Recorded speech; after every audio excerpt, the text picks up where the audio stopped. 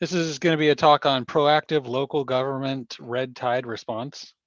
An example coming from Mr. Paul Dean of Pinellas County. And the purpose is to provide an overview of the Red Tide Emergency Operational Response Program developed by Pinellas County to address the 2018 and 2020 red tide bloom events and the CCMP connection to the Water Quality Improvement Priority Action Area. All right. Go ahead, Mr. Dean. Thank you. Thank you very much.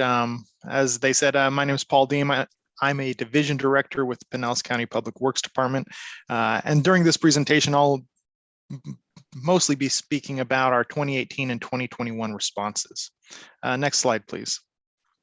So to go through this presentation, I'll first talk about some of our challenges that we faced moving into our public outreach, contractor management, and then some lessons learned. So I'll get started right away. Next slide, please. Some of the challenges that we faced physically as a peninsula, we have a lot of coastline.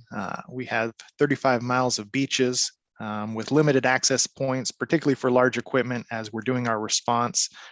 These beaches are also heavily populated with residents, businesses, and tourists who, amazing to us, sometimes still frequent the beach during these outbreaks. As part of this, or separate from these 35 miles of beaches, we also have 14 coastal cities where we need to coordinate response with. Honeymoon Island State Park and 3 county parks that we're providing response to and operational support for. We also have 40 miles of intercoastal waterway with many canals, public and private, which each had their own challenges. Docks, boats continually moving through this area, accessing the Gulf that we would have to work around. We've got 8 passes and inlets, and we have sea turtle nesting, which typically goes from May 1st through October 31st. As they're protected, this was a big impact to our operational response as we needed to wait for the beaches to be cleared.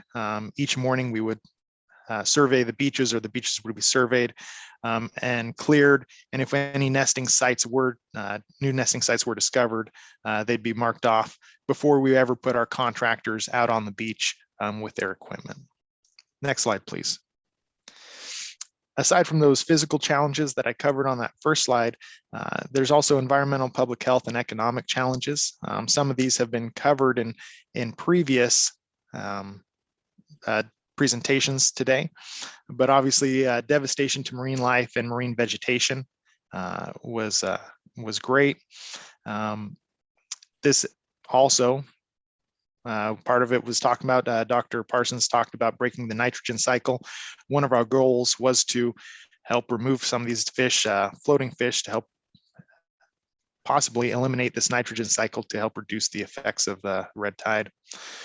Public health issues, the aerosols that would be caused by red tide were heavy. Beachgoers would experience irritation depending upon how strong the bloom was that day and whether there were onshore or offshore winds. Some people had very negative or severe reactions to it, often caused coughing, watering eyes, things like that. And Dr. Parsons talked about the economic impacts. When we'd have these red tide blooms, fish, the smell, along with the irritation, made it so individuals didn't want to be at the beach. Many times we still found tourists who were at the beach because they'd already booked their flights or hotels and they had nowhere else to go. And many times they'd also ask us for, is there someplace else we can go to get away from these, the impacts of the red tide? Next slide, please. When we get into our response, a few of things that we did that I think were key, particularly public outreach was one of those. We work with our public information officer daily to provide regular updates and interviews with the media. This helped to get our messaging out to the public and share the message that we wanted, whether or not there was particular areas that they should stay away from.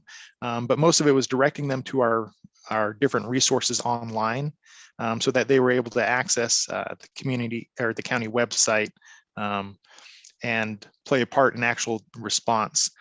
We also went through social media. We had Facebook and Twitter, providing updates daily with information regarding where monitoring tests were going on, where we were seeing the highest concentration of the blooms, respiratory issues in certain areas. This also helped us in our operations because we were able to help direct citizens to potentially northern county beaches if they needed to be there, away from areas where our operations were being conducted more heavily. One of the things that helped us the most were some GIS response tools that we developed. All of our social media and media outreach, we would direct citizens to the county website. We had a specific page set up for red tide response, explaining what red tide was, the impacts of it, and some of those things. But we included multiple links on that site. One of them was the most beneficial, I would say, is our GIS Citizen app. This would allow citizens, as they're out and about, to take pictures and report dead fish, aerosols, anything associated with red tide. This actually was hugely beneficial. The counties, a lot of these areas where we had to respond to as a county, they were hard to get to, and we didn't have all the resources or manpower to see everywhere at once. So using this tool, we were able to have citizens provide us with information, GPS data, where we could go out and we could send inspectors to determine what type of operations were needed, where was the most hit areas, because it would change daily, depending on tides, winds, and things like that. So that was very beneficial, and we had our inspectors go through there and coordinate with our contractor hourly. We also included a dumpster location app on there. We would have dumpsters moved around the county at specific sites, strategic sites. And this was nice because we had a lot of volunteer citizen groups who would get together, who'd want to help clean up portions of the beaches or parks or some of those areas, or even citizens in their backyard, if they lived along a canal or lived on the beach, would go out and pick up some fish and wanted a place to deposit it other than their own garbage. So that we had the dumpster app where people could do that. This is also part of our coordination with their local governments or the local municipalities. If they maintain specific sections of beaches, they could also utilize these dumpsters, and we would move them around and coordinate with them so that they could maintain their areas and dump fish there. We had a lot of other links, respiratory forecasting, water quality monitoring that we were doing daily, and sharing all this information with the citizens, with the media, with the hopes that it would help people be more informed and keep people aware of the situation moving on. The next slide, please. With contractor management and actually getting more into the operations that we did, when this happened, the first event in 2018, we did not have a plan for red tide. We hadn't had to deal with it on this large scale before. So when the red tide event first happened, and as we were looking for a way to address this, we utilized our debris management contractor that typically would address hurricanes. That was the only contract we had on hand. And we reached out to we had multiple debris management contractors. We reached out to them, had them provide us proposals on how they thought they could address the red tide impacts, cleaning up debris on beach and offshore. And we took those and we amended our contract with our debris management contractor. And they became our operator for the 2018 and the 2021 response. Different forms of operations were required for this, onshore and offshore. And so it required some different tools that we had to coordinate with them. We also worked with our Sheriff's Office, USCG, and Fish and Wildlife for aerial support. A lot of the issues that we have is when you're accessing the beach, or a lot of this was reactive initially in 2018. We were waiting for the fish to wash up on shore, and then we were sending out crews to clean it up. Later in 2018, we started to transition more to boats. And in 2021, we utilized boats quite heavily, and I'll talk about that a little bit later. But using these aerial support, we were able to go up at least twice each week to fly, to look at our inlets and our passes in areas that are not necessarily easily accessible, to direct boats, to direct our contractor, areas where we thought we would need to go.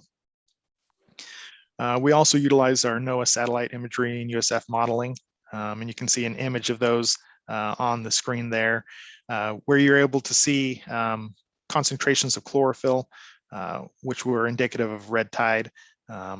We use this to guess a lot of times and try to stage up where we thought we would need response, to try to move from a reactive state to more of a proactive, working to keep dead fish off the shore. We found it was a lot more reasonable, easier to collect if the fish were not on the shore, and it also provided less impact to the citizens. We received less complaints, and it was easier, more economical or fiscally beneficial using the boats. And then lastly, we harvested those fish offshore, near shore, and on beaches. Next slide, please. So in talking about our operations, really for red tide, it breaks down into two: onshore beach operations and offshore vessel operations. The type of response depended a lot upon the conditions on the beach. Were there a lot of dead fish? And I'll talk about beach operations first. If there were a lot of fish on the shore or not very much, we utilized primarily hand crews going out for areas that were not heavily impacted. They could travel fast, and this is typically temp labor supplied through our vendor, our contractor. They would go out with a side-by-side ATVs. They had different things that they would utilize, and they would drive the beaches, and they'd be able to pick up fish utilizing buckets, hand tools, and that was effective for areas that did not have high concentrations of dead fish. Anywhere where there were higher concentrations of dead fish, we utilized beach rakes and loaders, front loaders. The beach rakes would be able to collect the fish. Once those were full, they would be offloaded into the loader, which would then run to one of our dumpsters to dispose of it, and then back and forth. So the loader was used kind of as that runner back and forth. This method of utilizing both of these hand and beach rakes seemed to be very effective, and it went fairly smoothly this last time, learning where and how to dispatch them and when, depending upon the concentrations, what was needed. There were certain limitations because we might have a Goliath group or some very large fish wash up, and we would send those hand crews out to respond to those because that would be too large for the beach rakes, and we had some of those things going on. With the vessel operations, we had 4 types of offshore vessels that we utilized. For offshore, we had large shrimp boats. Those primarily worked farther offshore. What we would identify typically when we would fly in the helicopters or planes during those weekly aerial flights, you would be able to see rack lines of fish that would be collected offshore, and then depending upon winds would then move onshore. Being able to direct the large shrimp boats offshore, they were able to basically clean up those rack lines long before they were ever able to reach the shorelines, and then we wouldn't have to utilize the beach rakes. We also had smaller shrimp boats. Those typically worked a little closer shore, intercoastal waterways. Depending upon winds and tides, sometimes we'd have a lot of dead fish move up into these canals and the intercoastal areas. Where it was too difficult for large shrimp boats to navigate, we would have some small shrimp boats go through that area to collect fish as well. The third and fourth type of boats we used, and you can see in the under vessel operations, the top right image is a small boat that was called it's called a we-do that would get between under docks. It would be able to blow things out. It can move up right up next to seawalls to collect dead fish. So that was used primarily in areas that were tight, that it was hard for any other boat to access. We paired that with a support boat, which a lot of times were some of our local fishermen that we had, our contractor had hired as a subcontractor. And they would provide support running loads of fish back and forth from the Weedoos to our offloading stations. Next slide, please. Here's just a couple of pictures so you can see. The first one on the left is one of our offloading sites. We would have a couple dumpsters here, a long arm forklift or a boom, and the boats would be able to pull up and discharge their fish. They would be collected in these large dumpster bags. We found was the easiest way to collect them offshore and then bring them here, and then they'd be transported to dumpsters. And there on the right, you can see one of the small shrimp boats. It's not working at that time, but typically that was the type of boat that would be used in the intercoastal waterways or canals, if larger canals, if they were able to fit. One of the things I did want to bring up is when we activated with our contractor, obviously they don't have all of these unique type of boats and vessels. One of the things that we did is we reached out to our local community for captains, local fishermen, local shrimpers, to be able to work with us. A lot of them were impacted heavily by red tide. They weren't able to go out fishing. Fish were dead, and a lot of these things impacted what they could do. And so this provided an opportunity for them to continue to work, to benefit the community, to help the county, and also to receive a paycheck. The way that we did that is on our county website, because we got a lot of responses, a lot of captains reaching out to us. We directed them to our contractor, and our contractor then hired them as subcontractors and had that process. That helped speed up the response. One of the things is, depending upon the day, we would either ramp up or ramp down operations. And so it was very easy managing it through one contractor and having him manage the local resources that provided support, letting them know daily, hey, whether or not we needed their help, and if we did, when, where they would be located and what they would be doing. Next slide, please. Some of the key things with contractor management was daily coordination.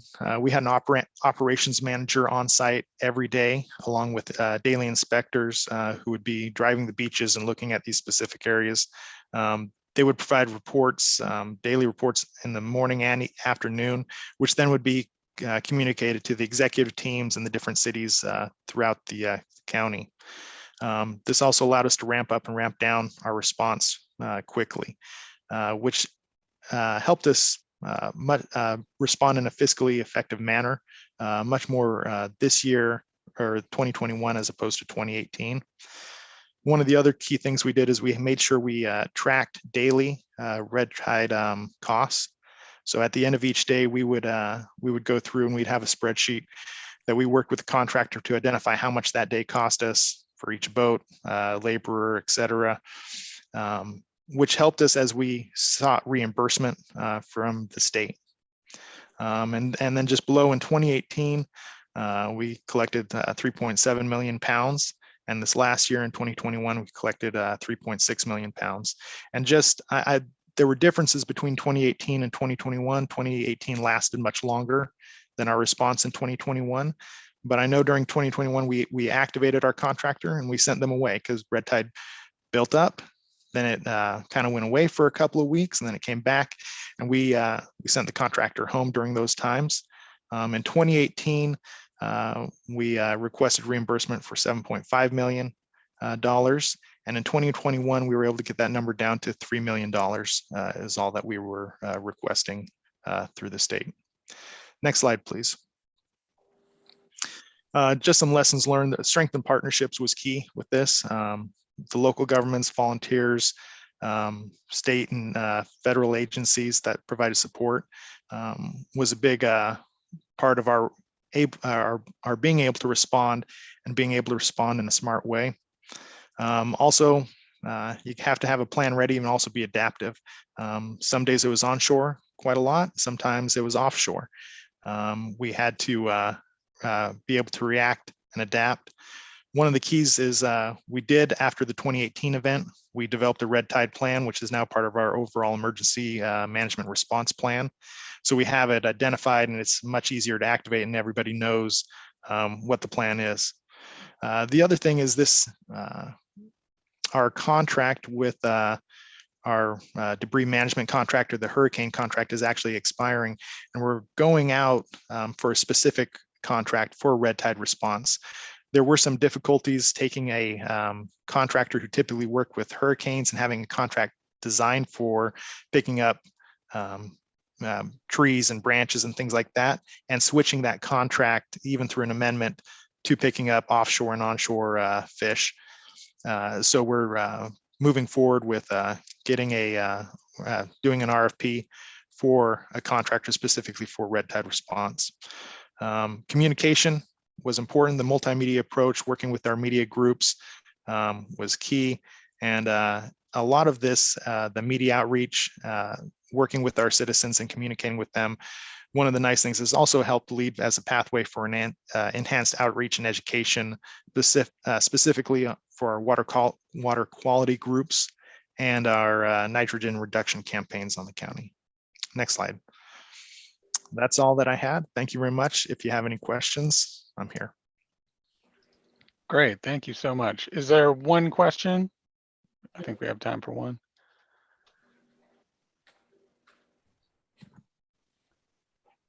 Well, I just want to say, this is Jennifer, that it is so impressive and hopefully inspiring to others about how we can get out in front of these types of events in the future and setting up these kind of standing task order based emergency response plans and contracts, so that we can, hopefully, take advantage of the knowledge that we've gained in this meeting today. I mean, with Mike Parsons, Dr. Parsons showing us, like how this can actually really pay off in helping to reduce the severity or duration of these events.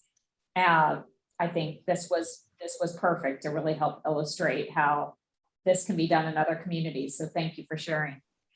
Welcome. If anybody has any questions later, please feel free to reach out to me. We're happy to share our emergency response plan, our red tide plan, and the draft RFP I think we sent in already is attached as part of this. Thank you very much. Thank you so much.